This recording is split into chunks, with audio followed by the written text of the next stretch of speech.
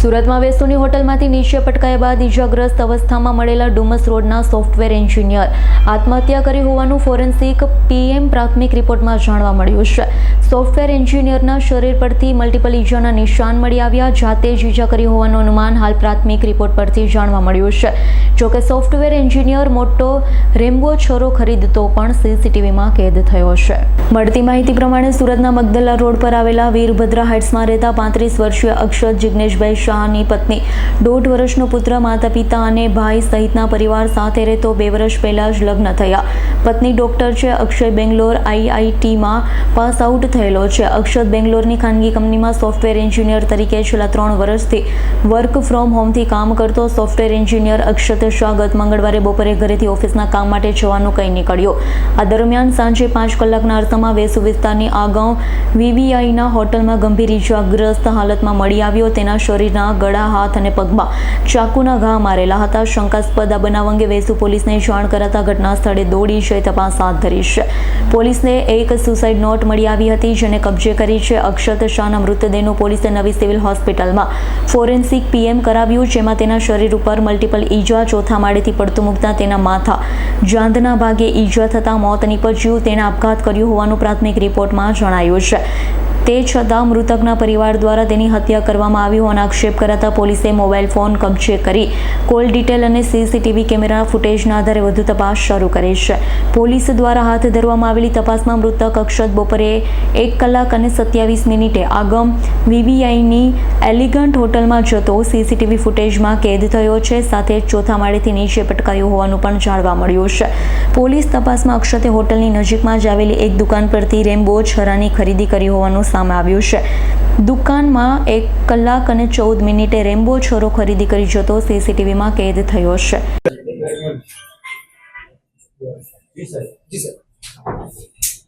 Vesu police station की हद में आगम विवियाना एक कॉम्प्लेक्स है, वहाँ पे एलिगेंट इन करके होटल चलता है जो 4th फ्लोर पे होटल है। उसके रूम नंबर 404 से छलांग लगा के एक आदमी ने सुसाइड कर लिया, ऐसा इन्फॉर्मेशन पुलिस को मिला था। तो आगे फर्दर इन्वेस्टिगेशन में पता किया तो ये व्यक्ति जो है, इसकी उम्र करीब 30 वर्ष है। अक्षत मुकेश भाई शाह करके है। ये सॉफ्टवेयर इंजीनियर है और एक नीलांशो करके कंपनी है, उसके लिए वर्क फ्रॉम होम करता है और करीब सालाना जो पैकेज है वो 50 लाख के आसपास है। रिसेंटली ही अक्षत की शादी हुई थी और उनकी वाइफ है वो डॉक्टर है।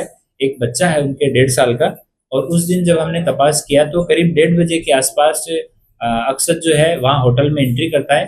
टाटा की गाड़ी अपनी बेसमेंट में खड़ी करता है और ऊपर जाके रिसेप्शन से एक रूम बुक करता है। रूम बुक करके रूम देख के आता है और फिर होटल में चला जाता है। और करीब 5 बजे के आसपास में वहाँ से ये जंप करता है। बाद में जब पुलिस वहाँ पे गई तो हमने जब पीएम रूम में जाके बॉडी देखी डॉक्टर्स के साथ में मिलके, तो बॉडी से बहुत सारे शार्प कट के निशान थे जो किसी चाकू से किए हुए हों या किसी दूसरे। तो उस टाइम ऐसा लगा कि सुसाइड है कि हत्या है, इस तरह का भी प्रश्न सामने आया, क्योंकि इतनी ज़्यादा इंजरी उनकी बॉडी के ऊपर थी, गले के ऊपर, पैरों के ऊपर, शरीर पे 1-2 जगह और अन्य भी इंजरी थी जो काफ़ी शार्प इंजरी थी। तो वहाँ की इस तपास में हमने होटल के सारे सीसीटीवीज भी देखे। तो होटल का जो रूम है 404, उसके बाथरूम में पूरा बाथरूम ब्लड से सना हुआ था और वहीं पे एक चाकू मिला। वो चाकू नया ही एकदम चाकू खरीदा हुआ था। उसके ऊपर जहाँ से खरीदा उसका स्टिकर और चाकू का जो पैकेट है वो भी रूम से हमें मिला। तो बाद में हमने उसकी तपास की तो बगल में एक संगीता स्टील करके स्टील का एक शॉप है, वहाँ से वो चाकू खरीदा हुआ था। वहाँ पूछताछ की गई तो 1:16 के ऊपर 260 रुपये ऑनलाइन पे करके खुद जो मृतक है अक्षत मुकेश भाई साहब, उसने ही वहाँ से वो चाकू खरीदा था। चाकू खरीद के ही लेके आया। उनके पास में एक बैग बरामद हुआ जिसमें लैपटॉप, मोबाइल फ़ोन, एक डायरी और एक जींस और कुछ कैश और पर्स उस बैग से बरामद हुआ। एक साथ में जो डायरी थी उसमें सुसाइड नोट भी लिखा हुआ था, इसमें किसी के ऊपर एलिगेशन नहीं किया हुआ है, लेकिन सबको अपने जीवन के प्रति निराशा जाहिर की हुई है और घर वालों से माफ़ी मांगी हुई है और सबको कि मुझे माफ़ कर दीजिए और इस तरह से मैं यहाँ रहने लायक नहीं हूँ, मुझे घुटन हो रही है, इस तरह की चीज़ें उसमें लिखी हुई है। किसी के ऊपर कोई आरोप प्रत्यारोप घर वालों पे या बाहर के व्यक्ति पे उसमें नहीं किया गया है। वो हैंडराइटिंग जो है वो उनकी जो पुरानी स्पेसिमेन हैंडराइटिंग है उसके साथ में हम लोग मैच करवा रहे हैं। इससे पहले उन्होंने करीब 5 बजे अपनी कंपनी को एक मेल भी किया। नीलांशो जो कंपनी है सीईओ, उनको एक मेल किया।